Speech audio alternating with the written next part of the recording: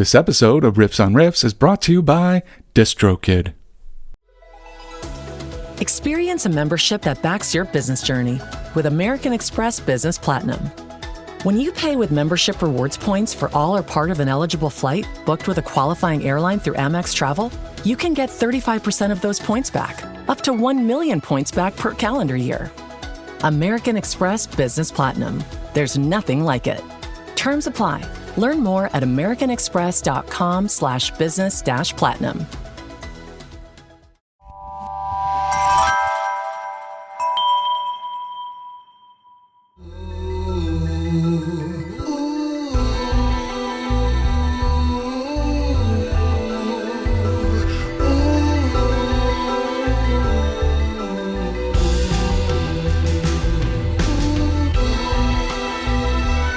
Hello and welcome to Riffs on Riffs. And Toby, I've got to start today's show with acknowledging two things from you.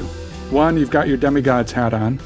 And then you've got Because I Said I Would, which is a beautiful shout out to Alex Sheen and all the work he's doing with that organization.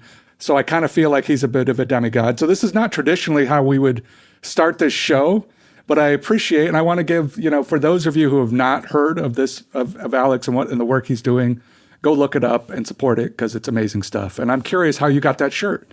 Yeah, I saw him speak. I was not in Ohio. He is from Cleveland, right? But yeah. I saw him speak in LA. And he spoke for my company's, I guess, special event going on. And he spoke in his words, literally, dude, I cried. It was that moving. I believe it. I am not, no lie, no gaslighting. I cried and I was so moved. And the folks that know me, they know, people that know me well know I want to have a career in motivational speaking. And I would say that his presentation was one of the things that helped me get like, I got to do this. I want to do that. But it's so moving. So yeah, I've met him a couple of times. Really nice guy. But he was selling shirts afterwards. I had to buy one. And that was that. I love it. Yeah. Well, to Alex, we say, good luck, babe, which is a nice little segue into our song du jour. So lay it out for me, Toby. What are we doing today? Oh, we are doing none other than Miss Chappell Roan. Chappell Roan. Man, the song is called Good Luck, Babe, as you kind of hinted to earlier. This was completely off of my radar. I actually have a friend that went to the concert when she came here. Yeah. And I remember her talking about it and being excited to go and say, hey, it's a big fan affair. She's got a lot of people that are in, a lot of fans that are like drag culture. And they say, hey, this is the one to go to. And so she went, had a very, very good time, said it was but again, that's the only time I had heard about her name. I'm not, I'm really not into listening to the radio too often. If it creeps in, I got to have it sneak into my DMs for me to get get hip to it. What about you? When's the first time you heard about it? I've kind of know. I mean, again, this is the benefit of having a college-age daughter. Like, Chappell's huge on probably every campus. It's just huge for her age demographic, so it makes sense.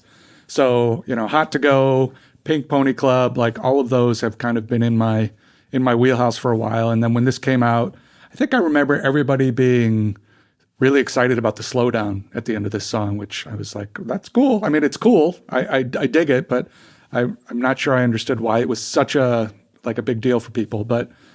And then, we were at least looking at the Grammy nominations for 25. And of course, there she is. So it feels like it's long overdue to dive into her work and this song in particular. Yeah, so, I think it's fair for us to talk about if you like it. Like, I'm prepared to talk about if I like it or not, because I think that... I feel like you're setting me up, Toby. I'm not setting you up. I'm not doing that. I don't know whether you like it or not. Fair. You've heard the song more than me. In fact, you're the one who suggested we should do this song.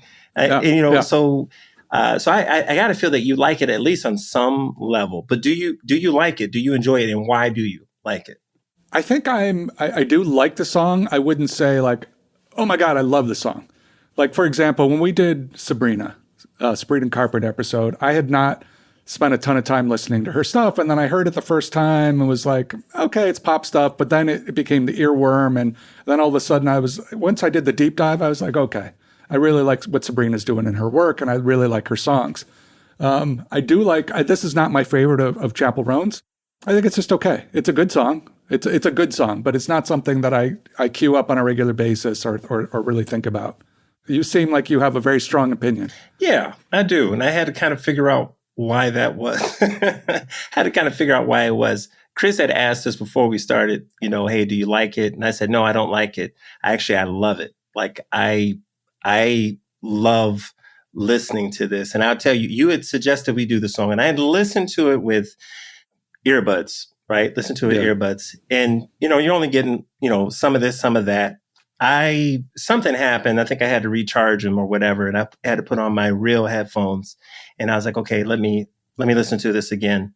And it just hit me. Like, I feel like the song is there's a lot of emotion in this. I feel like this is so personal. Like, this is like this woman, this is for you, whatever her name is, like Emily. Yeah. This is for you. Yeah. Like she's talking to you about this. Emily, while you're curled up on the couch and with a dude you don't want to be with, Man. I hope you've got this song queued up. And I couldn't help but the way she just makes it so some of the lines, man, are just, they got this thing going on, right? It's an emotional bond they have. And I feel me and Mrs. Jones got a thing going on it's too, like, Toby. I don't want to call it off, but you don't want to call it love.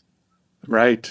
I mean, you only want to be the one that I call baby. I mean, this is just, and then just going from there, like you can kiss 100 boys and bars and the song goes on or whatever. I mean, you have, the lyrics are simple, but they're heartfelt. And I feel like the way that she sang it, I think is hard. You mentioned the slowdown. I'll talk about that in a minute, but I will say that, you mentioned Sabrina Carpenter, and that is my real thing, because I really like the Sabrina Carpenter jam as well.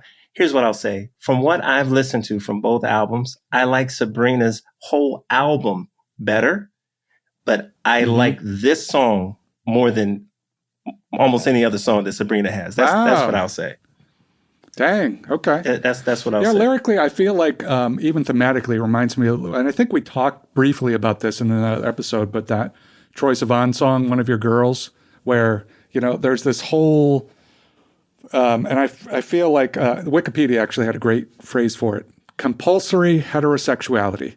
So this idea of like people who are either trying out, because they're not sure where they're at, which is kind of what Troy was talking about, or hey, I feel like I can't choose what I would for my own life based on, for whatever reason. And I'm sure there's more reasons than we could think of. Right.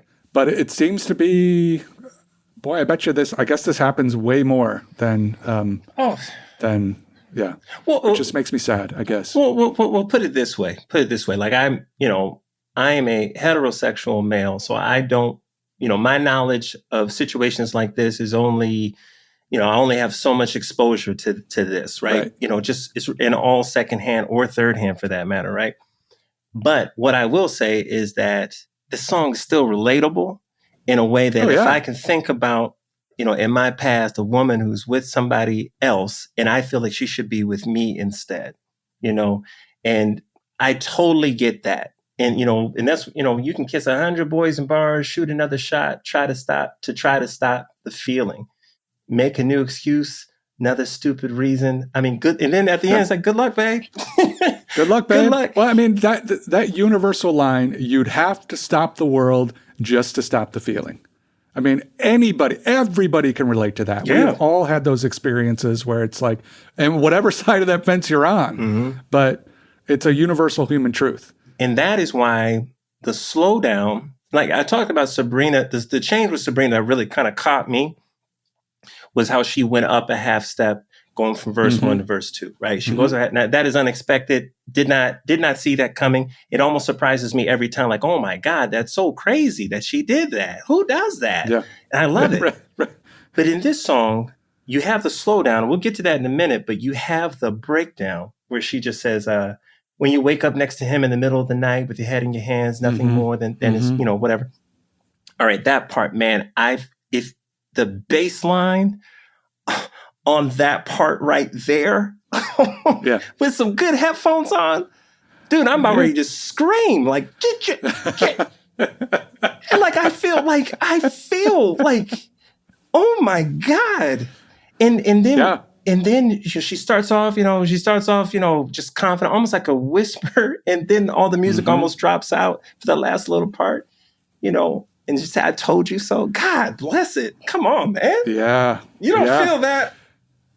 You don't feel that. And so now You're not human. Right. And so now let's talk about, you mentioned college kids were talking about, hyping up about the slowdown of the song. Right. You realize maybe we're listening to this song we're enjoying this song from a listener's perspective.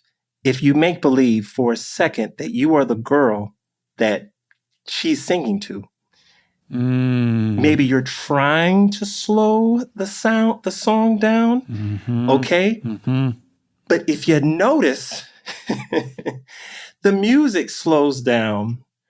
But she does something so beautiful. She did not mess her voice like right. She just sang lower. Yes. Correct. So she didn't, which is cool. She didn't have to do that, Joe. She didn't have to do it. She showed off. No, she could have Joe. just done like an all. The whole thing could have slowed down. box. She said, "No, I got that. I got it. Let me sing this." Yeah. See, and so that's her saying, I don't know, maybe I'm reading into it. She, the listener, the person that this song is intended for is trying to slow the world down, but you can't. You can't.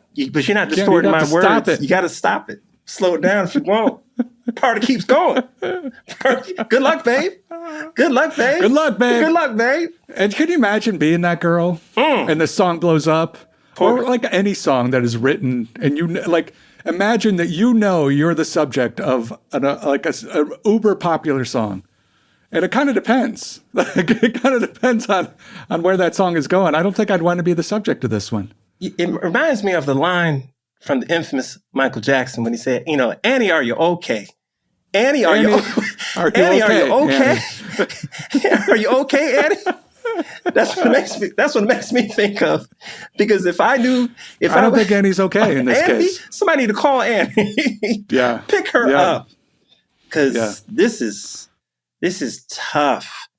And all right, so the song, this girl can sing. She's got a great voice, got a strong voice. She ain't afraid to belt it out. It reminds me a little bit of like Remy Wolf. Like Remy is like, she young enough, like she don't care. Remy sings sometimes, and this young lady sings sometimes. Like, look, I'm 25, 26 years old. I don't care if I'm singing at 30, whatever. I'm throwing it all I could shred my voice in the meantime. I'm like, okay. Well, she did say that she because she started when she was 13. So, winning the ubiquitous school talent show with the Christmas song, and then just started posting stuff to YouTube. And so I think she made the comment a couple of years ago, like she'd never had learned how to actually sing. Sure. And so then being able to tap in, because she does have a great voice. So it's like anything else. Oh, wait a minute, I have to learn how to play this instrument? Well, that's going to take some time. Yeah. That's going to take a minute. Yeah. With voice, especially as you get older, there's so many things that you have to do to take care of it, to nurture it, and to kind of perfect it. I mean, I don't even think she's not even really in her prime yet, vocally. Right. I don't think. I mean, so you still have that to look forward to, which is great. And then the one thing I would say that she's got spot on is her stage performance. Like I saw her on SNL, and I'm like, oh my God, this is. Wow, you can't unsee that. And I knew I was in for something because I saw the video first. And I'm like, okay, she looks like she went from this redhead girl standing in the fields to someone wearing vampire fangs, right? That would scare the characters of Twilight. And I'm like, wow, we are going. Then I saw her on stage on another show and she's wearing some Renaissance uniform. Or you see her at the governor's ball dressed as the Statue of Liberty. Right. And I'm just wow, that's nobody since Gaga, in my opinion, has pushed it that far and really knew what she was about, what she knew. Yeah. And she credits a lot of that to, obviously, to drag culture and what have you. But man, fantastic. And then actually have the music chops behind it. So it's not just the Right. Like what's Stephanie, kind of like Lady Gaga, right? She have the chops behind it to pull it off. What would be your drag name, Toe? I'm gonna answer this first while you're thinking. I don't know if it's, there are certain other names that you're supposed to come up with the name of your first pet and the street you grew up on, right? So if I were to translate to my drag name, I would be Nikki Royalton, which I feel is kind of a nice drag name, I think. Yeah, I think I could work that. That's not bad. I'm writing it down. Well, that's gonna resurface in a way I'd least expect. Now, how did you feel? So, what is it? What's the first part of it? Where does that come from? It's the name of my first pet. So when I was a kid, we had a tiny little yappy dog that was a Lhasa Apso. Okay, which apparently are these like little tiny fluffy terrier kind of things that they use to hunt lions. Which I don't know if that's accurate, but that's the rumor. Okay, and then the second part is just real little. The street I grew up on, Royalton. Huh. So yeah, what you got one? What? So if you took those, what would be the name? Chappie Brent. That's awesome. I'm writing that one down too. That's a good I wrote one. it down too. We're good. We're good. Now we have new names. Yeah. That's it. That's fantastic. I'm looking forward to that show. I can see a Chappie Brent show. Yeah. I'm hoping there's some chaps in there. You know what I mean? Hey, what? Hey. No, they won't be Prince style. I can tell you that, right? Actually, interesting. Let's segue into a chaps conversation. No, it's not going where you think. Please.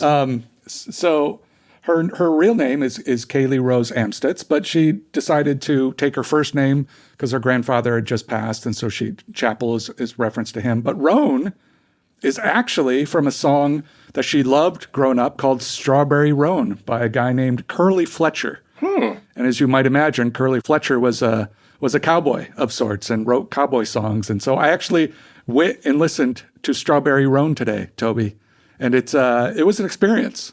Wow. I learned that whoever the protagonist is in the Strawberry Roan song cannot ride this particular horse because it will not allow it. So not allow him. That's what I learned. But it got me thinking too. There's lots of great songs about animals. Mm-hmm.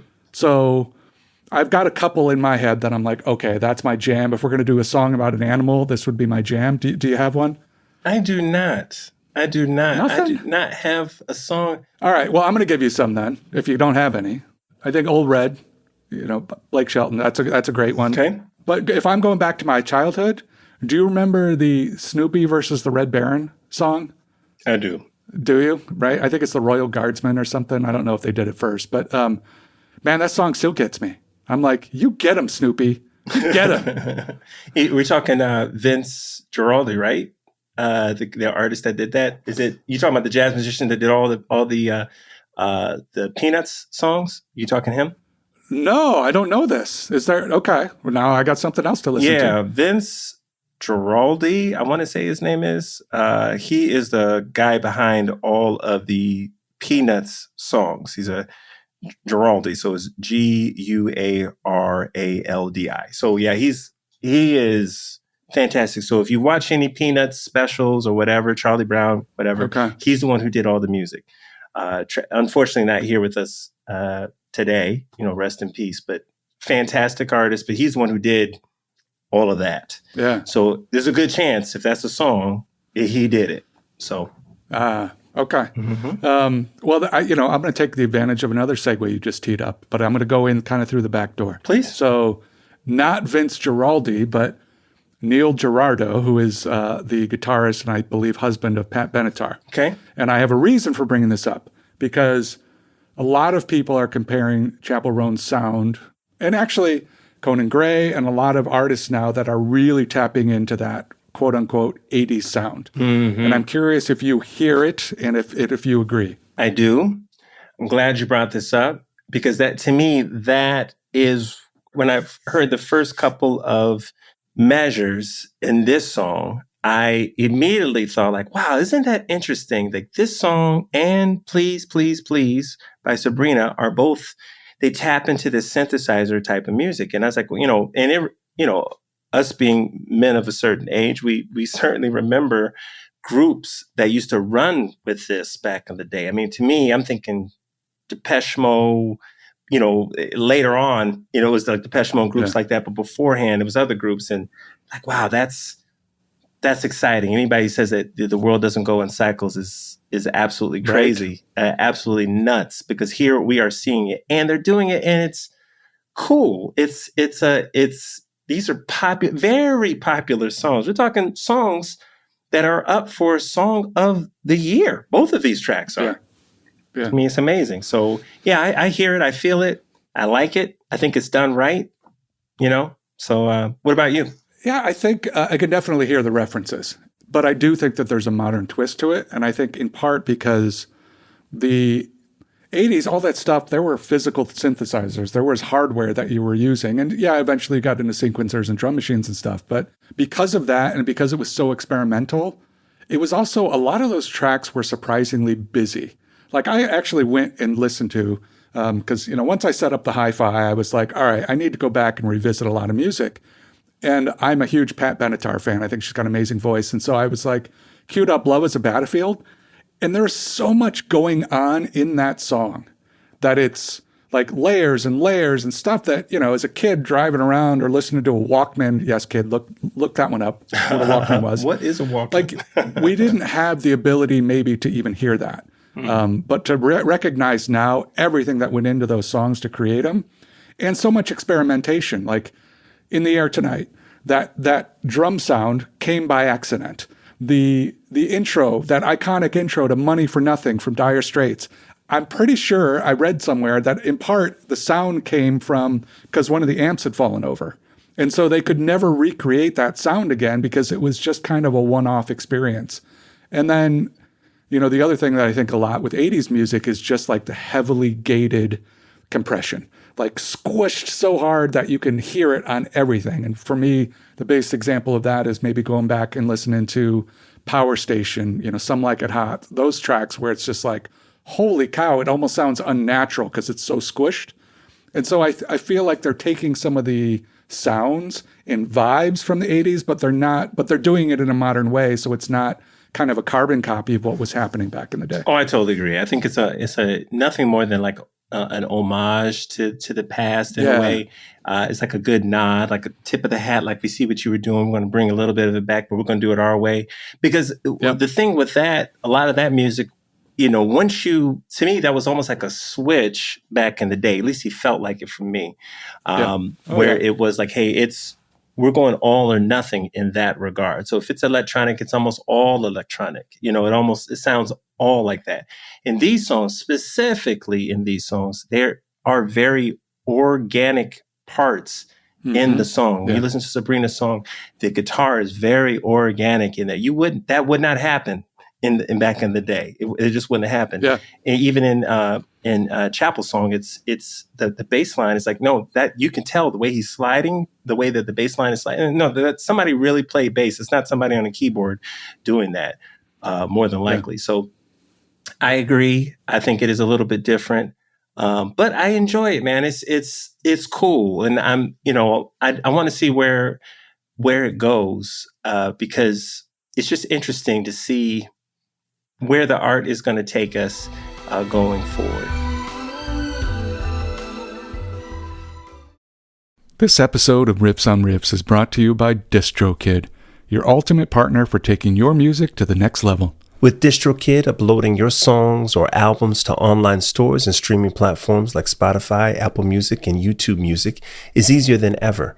Plus, you can easily pay your collaborators with splits and send large files securely to anyone with Instant Share. And guess what else? You can get a YouTube official artist channel for free via DistroKid.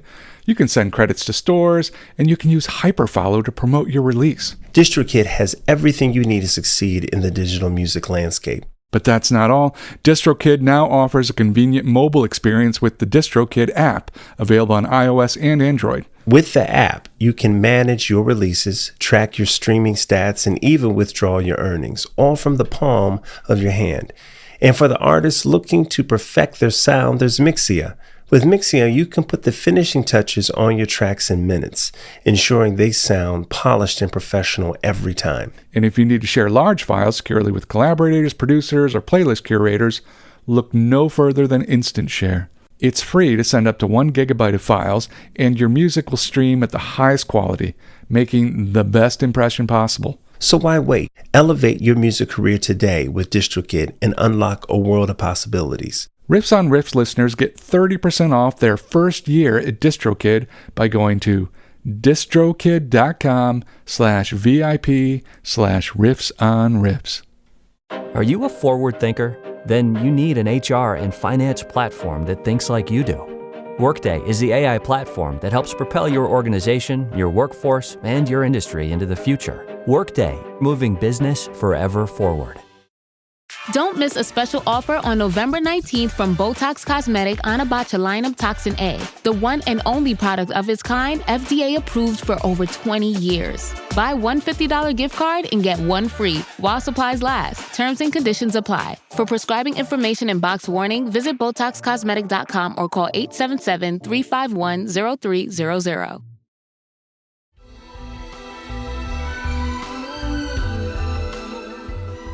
You mentioned something about Chappell's name, and I thought that was so cool. Her name of the album is what? Something about a Midwest princess, right? That's the name of... Yeah, it's the rise and fall of a Midwest princess. Does anything, when you hear this, does it sound anything close to the Midwest? Now, I don't see that. I can't tell you what coast it sounds like. It doesn't sound like any place. What's a Midwest? Now I'm curious. Like, what is a Midwest sound? Oh, it's not this. That's how it's not this. I would say her sound to me sounds like Narnia, right? It sounds. Wow. It sounds. I want to write Narnia music. That'd be awesome. And you can. I'm just saying. This sounds to me. This sounds like an imaginary place. Well, it is interesting. I mean, she grew up in Missouri, and then eventually moved out to L.A., West Coast, and I think that's kind of where she had written. I had an experience at a gay bar called Abbey and wrote that song Pink Pony Club, which to me is that bridge of the gap between Missouri. I mean, because she's even referencing in that song, I think it's, her mom, how is she going to respond? And that's, harken back to the lyrics, you become one of those pink pony girls or whatever. So I think maybe it's just that exposure to the world writ large that allows, and maybe that's the rise and kind of the double entendre of the fall of, this Midwest princess is just part of that journey. Mm-hmm. I don't know. That is one song that I really like, the Pink Pony song. I really enjoyed that. I tried to listen to a couple of her songs and just trying to get a feel for the album as a whole. Trying to see, hey, is this song just, an outlier? Or are they all like this? Because I'm about to lose my mind if they're all like this. But I really like the sentiment of the Pink Pony track because I think, her talking to her mom, it kind of reminded me of one of the episodes that we talked about earlier in this season where she was saying, like, everything's fine, Mom. Don't worry about this. It sounded like, like the Tracy Bonham track. Tracy Bonham track. It reminded, it had elements of that, like, just kind of like that kind of sentiment. And it's like, that's, but different. Same, right? Line, but just, kind of different. One other thing I really appreciate, and I was talking to this with some friends yesterday on another podcast, Food Worth Forking with my good friends, Laura Williams and the whole gang. They said, "What's up, Joe?" They missed you. So they said hello. Oh, that was sweet. Yeah, they're good people. So, but we were talking about pop music. And I said, wow. I said, listen, pop music is back and it's music, and the music is really good. People that said that all pop music is bad, those people could never be even more wrong. You just have to give it a listen. The lyrics, like real writing, is back. Mm-hmm. This song is mm-hmm. proof of that. Sabrina's proof of that. All Taylor's been doing it for years. Olivia, you can just go on and on and on. And that's so crazy. Olivia is tied to Chappell. Taylor is tied to Sabrina. So you have these two female. They're all kind of, they're all intertwined. Oh my God. And my question is this, men. What are you doing? What are we doing? What are you doing? What are we doing? We're slacking. Gotta get our doing. act together because these ladies are whooping tail right now. No, they're killing it. I love it. I think it's fantastic. So we got some good music. Yeah. So I wanted to give a shout out to the songwriter Dan Nigro, because he's the one who was, Toby, you were mentioning that connection between Chappell Roan, Olivia Rodrigo. Like, he's worked with both of them. So it's interesting. He had been working with Chappell, and then she got dropped by her label, which I bet you they're kicking themselves for that. Good luck, babe. Good luck. Well done. Good luck, babe. And so he actually started a label called Amusement Records just so he could continue working with her. And he's worked with Conan. But eventually he was working on Olivia's record. And so Chappell wasn't available, or he wasn't available to work with her. And so she's like, you know what? I'll just wait. So that's how you know that you've developed a really good relationship with the artist, when people are like, no, I only want to work with that cat.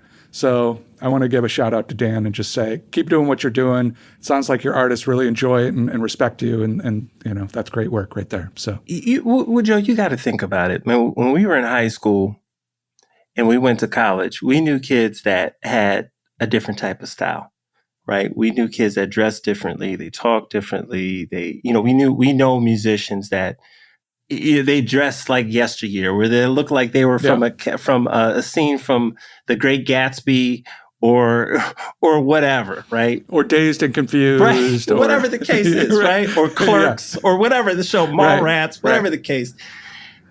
Do you know how brave you have to be to get on stage and do what she does? You know how brave you have to be. And I'm not taking anything away from any of the other artists. Like Sabrina, she's doing her thing. She's out there dressed in a certain way. You know how brave, how strong of a person, how confident you have to be to get on stage and do that night after night after night. Yeah, but I think I think they're all brave in different ways, right? Okay. So there's a different kind of vulnerability that Sabrina has to bring every night. And in some ways you could argue that, and I'm not making this argument for Chappell, but like, it's also allows you to kind of hide behind the personas a little bit as part of a performance, because you're just embodying a character at that point. And I think she's even said, like, she's created this persona as a larger than life version of herself. And so I think she's tapping into some of these things. And I agree. Of course it's brave. Anytime you're doing this in any way, it's a brave thing to kind of put yourself out there. But I think it's equally brave across the board. Jokes and whatnot, criticism, there's always like a little bit of truth in it, and jokes and things of that way. I think in art, no matter like what take they're taking, what position they have in their song, I think there's a little bit of truth that's coming through in that song. There's a little bit of this, you'll see artists that come out with songs like this, like, no, I'm not bitter at all. No, I'm not bitter. Good luck, babe. But no, that was just me acting like, Right. Good luck, babe. No, you continue laying with your husband when you're thinking about me. Good luck, babe. Good luck. Right. So I think that there's always a little bit of truth, but I agree. I think that there's, I think it is brave across the board, whatever you're putting out there. Them being vulnerable like that, I think is just fantastic. So love it. I think where she's incredibly brave is just the continuous push on message and raising awareness. They refer to her as a queer icon, but like, it's so much that she's doing. Declining a visit to the White House and instead going and playing the governor's ball, dressing as the Statue of Liberty, and then saying, you know what, I'll show up to the White House when everybody's welcome there. And not only saying it, but standing up for it continuously.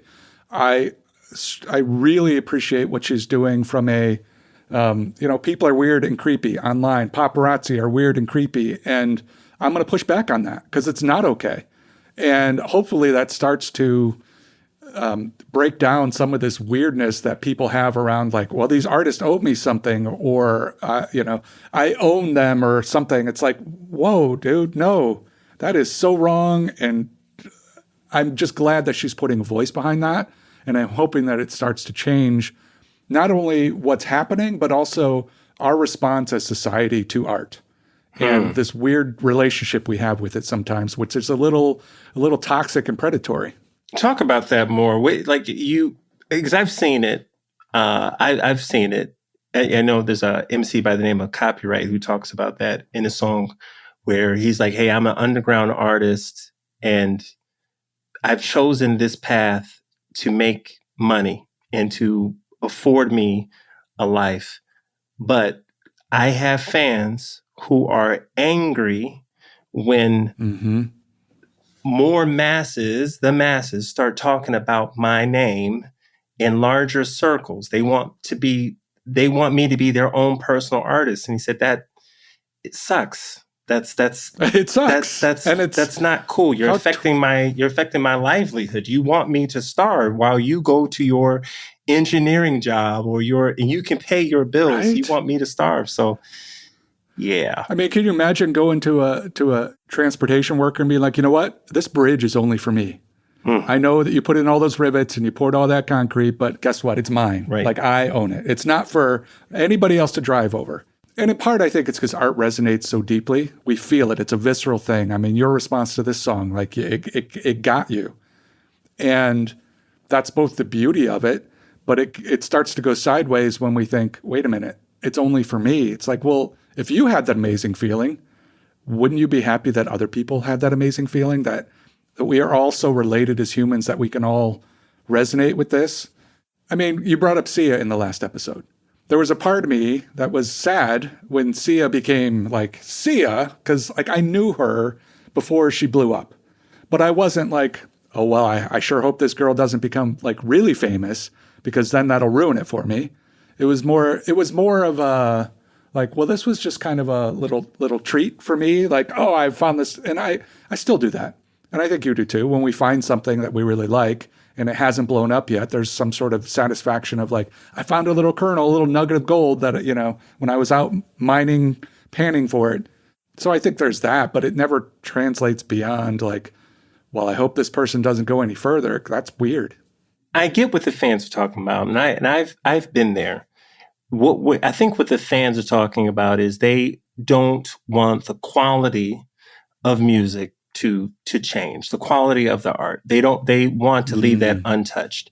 When we're talking about hip hop, a guy that, talking about an artist that we don't really want to blow up, it's like, man, if he can just stay this hungry. When Eminem is talking about being broke and, he's hit rock bottom and he's talking about this, that, and the third, he literally does not care what he's talking, who's listening, you have that compared to, okay, Eminem now has all this money, this, that, and the third. It's like, well, shoot, being a little bit older and I think just being more mature with it, I know that I try to take a step back in situations like this. And it's like, you know what? I've had the same kind of argument with people about sports. You remember when LeBron was in high school? And I know you do because we're both, we lived in Ohio, right? Cleveland folks. Right. So, yeah. Yep. When LeBron did not go to college and he went straight to the NBA, man, I literally almost got into 2 fights about that. Literally. People were so upset. They were diehard Ohio State fans. Diehard Ohio State fans. You know who else is? LeBron James. Right. LeBron James. But they're like, man, if he could just go to Ohio State, he could have got us a championship at Ohio State. And that would have meant everything. And I'm like, everything to you. Right. Everything to the university. But anything could happen in that year. Why? What? And these are the same people that are in business. They do mergers. They quit one company and go to another company. They do the same thing. Right. I'm like, that's what this dude is doing. Come on. Let this dude live. And I think it gets to this idea that, well, if you are insanely talented or you've chosen or found a life of fame and fortune, that somehow you owe society more than what you should as a human. Mm-hmm. Like if we think about music, I mean, you just brought it up. Well, I don't want people to stray from what I like. I don't want people to change because now they're famous. And it's like, well, how about you just be happy you got to experience some great art? And maybe they're going to turn you on to something else completely different that you might like too, even if it's not what you had expected from the last time out. when it comes to mindfulness and holistic thoughts and being at peace, they talk so much. A lot of these people talk so much about embracing the now and not the future and not the yesteryear, right? Just embracing the now. And, really thinking like that, just really like takes a huge burden off you if you can really embrace that mindset. Because we're just going to enjoy the music today. Like, I'm not going to worry about what Chappell puts out in the next 2 years. I'm going to enjoy her today. And I love this performance. She doesn't have to release another album. That is her, it's her prerogative. She can do whatever she wants. I can always go back and listen to this. She did this. And I'm thankful for that. Do I want more? Of course. I want to see more. I want to see where this goes. I want to see where this goes. But for right now, I'm going to enjoy this. I mean, same thing with Patrick Rothfuss, right? Who cares if he writes another book? I'm just going to... I want that third book, Toby. I've been waiting. You knew you would get me with that. I know you want that third book too. Man, Patrick, if you're listening. Listen, my son wants it. My brother wants it. You, my brother, want it. Everybody who's talking about this book wants Patrick to write another book. But I get it. But I'm so thankful for the books that he has written and the fact that we can do that. We can enjoy that.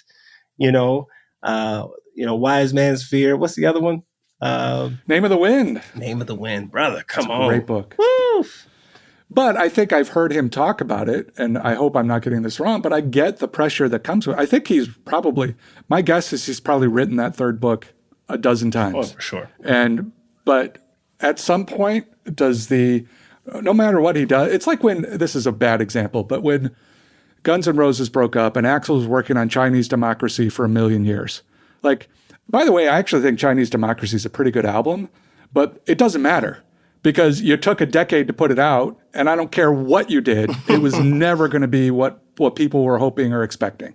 So maybe there's just a statute of limitations. So I take it back, Patrick. Don't even bother, because we'll be too critical. When it comes to books, and I use this, I was like, wow, Ready Player One, great book. I enjoyed it so much. I want to say the guy who wrote it's Klein. Did you like Ready Player 2 as much, or was really only the first one? It was only the first one, dude. That was a joke, Tobe. I don't think there's a Ready. There is a Ready Player 2. Is there really? Yes. There is a Ready Player 2. Well, I guess I wasn't a funny joke then. It wasn't even, because it's real. Yeah, you weren't ready for that. Ernest Klein. Ernest Klein is the author. And, I was super excited. You've never read it, right? No, I have not. Joe. I've seen, didn't they make a movie? They made a movie. Don't do it. Don't do it. The movie's okay. It's not a bad movie, but the book is so much better. I remember I have read that book, or should I say listen to it, Audible. I've listened to it probably 6 times. Like easily 6 times. I love it. It's that good. It's fantastic, especially for people in our age group. Now, Ready Player 2 came out. I'm super excited. Like, oh my God, here we go. No, did not enjoy it. I couldn't even get through it. I can't even give you an honest opinion of the book because I didn't read the whole thing. It could be great. It just took slow time to build. I just couldn't get through it. But how many times we watch sequels and it just not be that good? And if you ran out of steam, I'm a firm believer that oftentimes a band's best album is their debut album. So, and it doesn't mean they don't make great work after, but there's so much that goes into that first release that you can't recapture that magic and all the kind of blood, sweat, and tears that led up to it. I mean, even with Chappell, this album came out in September of 23, and now it's been a slow burn for the last year, and it's just blowing up. It just takes time sometimes. Sometimes you're not in the right place at the right time, or there's a buildup that needs to happen, or people don't discover it until, and I think that's the joy that, I think that's the opportunity that artists can tap into now is, man, you can throw this stuff on YouTube. Apparently record companies are watching, the TikToks are watching, and a lot of these artists are taking years, but they're consistent with their content, and they keep showing up, and then eventually it's like that talent just can't help but be recognized because it's that good. As long as the artist is content with the music that they're coming out with, Like, I think she felt something with this song, right? I think she felt it. Yeah. All I ask is just write as much as you can at that time. And write as much as you can, whatever you got. Because I knew, I saw the writing on the wall with Eminem. Like, I saw, like, oh, here we go. It's about to go down. It's about to go down. Mm-hmm. And I'm hoping that, but you just can't, there's nothing, after you've made it, you've made it. I mean, this is, it's a little bit different. You have to talk about different stuff. It is what it is. You talk about timing, and I think we're probably getting closer to the time of ending this conversation. We are, but you did have an interesting question that you had teed up prior to the show. And I think it kind of relates to this idea of, the personas and the image that we craft in our own mind of artists or famous people in general. For artists that have like a certain artistic style of dress, is it important as a fan to have them dress that way 100% of the time? Like even in public, or do regular clothes, seeing them in regular clothes, will that shatter your image of them? Well, I'll tell you what, if Gwar came out in public dressed the way that they show up for their shows, I think that would be problematic. So I'm going to say, I don't need Alice Cooper running around looking like that. No, I think sitting at a Wendy's, absolutely sitting at a Wendy's with some chicken nuggets, right? Talking about, this is not the right sauce. I need sweet and sour. What are you doing? Say the right sauce. That ketchup looks very suspect right now. I think no, of course not. Like, people are people, and they're normal humans. Please you do not owe the world anything. Go out in your curlers and your nightgown and your Crocs. I don't care. Like, do it. And if anybody has a problem with it, then they're the same people who I think fall under that umbrella of, I own your art, and in some weird ways you owe me. It's like, no, man, you get the performance, you get the persona of me, and I will 100% commit to that. But guess what? You also don't get that if I don't get to be a normal human some of the time. So you got to, we are all full people. So no, I don't need you to keep up the charade in public. What do you think? Being an MC, all of us have all these stage names, and some of us don't even know each other's real name. People on the street like, hey, hi, cool, what's up, or Siege, or, Cobra Commander, or whatever the heck their names are, right? I mean, names are just so they vary so much. But wait, who was the G.I. Joe guy that you brought up in that one episode? It was like a ninja. You were like, he was a ninja. Oh, you talking about Snake Eyes. Yeah. Yeah, I'm sorry. I can't believe I forgot about Snake Eyes. I can't believe. Just wanted to Yeah, we're going to have to do... Next time I come in town, I'm bringing some video about G.I. Joe so we can really watch. Because you don't know how cool Snake... You're making fun of the dude, and the dude is really cool. No, I see it in your eyes. I know you, Joe. You're making fun of this dude. Listen, and you took martial arts. You used to train people in martial arts. Snake Eyes was that dude. I would. Okay. I love Snake Eyes. You could be Snake Eyes. You could be Snake Eyes. I might be Snake Eyes, Toby. You don't know. No, this is why I'm so thrilled that you are such a fan, because secretly this is just filling me up a little bit. So thank you. No, but yeah. Good stuff. Good stuff. Well, with that, now that you've outed my secret persona, I feel like I'm gonna need to kind of look. Your name is Joe, so yeah, I mean, it's in the name. It's in the name. Oh, I guess I wasn't hiding very well. No. All right. Well, thank you for this this journey. It's always a pleasure. I feel like we covered, if not all, many of the bases today with our tangents. Yeah. So that's always a good time. Yeah. So tell them how they can find us on the socials. We'll tell them that they should go like our stuff and give us reviews. Yes. Yeah. Please follow us up. Follow us on Instagram. We are Riffs on Riffs. You can follow us there. Leave comments, suggestions. We want them all. We want them all. We're just talking about songs that come across our radar. But if there's a song that we missed, if there's a question that you have that you want us to tackle, man, we would love to talk about it, especially if it has something to do, obviously, with music. So that's where you can find us. All right, Tobe, I guess that's it. So get us out of here, and good luck, babe. Keep listening. Huzzah.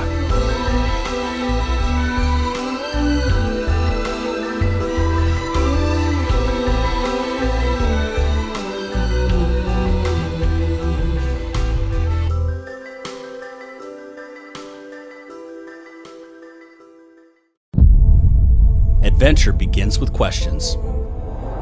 The right map means that the answers are closer than you think. Find a way with OnX. Learn more and download today at onxmaps.com. Looking for a simple way to thank your clients or recognize employees for a job well done? A Starbucks card is more than a gift. It's a pick-me-up, a break in their day, and a reminder that you appreciate them. Whether you're shopping for digital or physical cards in bulk, Starbucks cards are the perfect gift to brighten anyone's day. Share the joy of coffee and connection when you give the gift of Starbucks. Shop Starbucks cards in bulk now at starbuckscardb2b.com.